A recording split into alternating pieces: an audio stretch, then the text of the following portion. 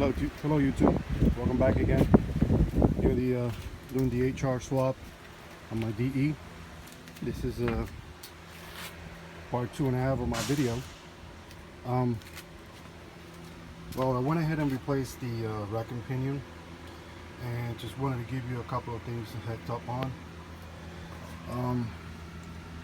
The clutch cylinder,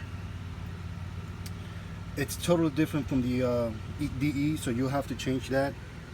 Plugs right into the line. And here's the DE.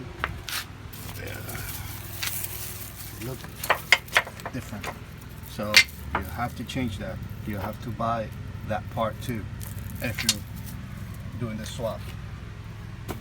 The rack and pinion fits in there perfectly. As you can see, those oil lines, they're facing down. They're not up like the previous one was, which is why the starter is able to clear. You're gonna have a lot of problems taking these two screws out. The very top one, it's gonna be easy, but the one down there, the second one, it's gonna be real hard because this bar right here, it's gonna be on your way. So like I mentioned before, you're gonna have to remove 3 bottom screws from this bar, including the 2 on the front under this hitch bar, and 2 on the bolt joints, so you can actually push it down with a crowbar and get the screw out. All right. Also, when you take this steering wheel rack off, make sure that when you put it back, your steering wheel is straight, and that both of these boots right here are connected back into the routers, or should I say the unit tie rods. You gotta make sure that it's connected there so that you can see that your wheels are straight before you actually put it into the socket. Before you put it into that socket right there. Okay, just a few things, heads up. And I pretty much have to take, of course, my whole front off. And here's what I'm looking at now.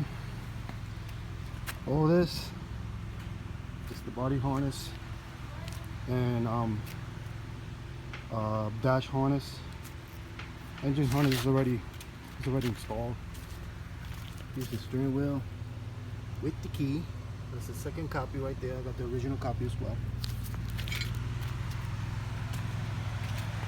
Of course, you need to pull out to come off the supercharger. There's the frame.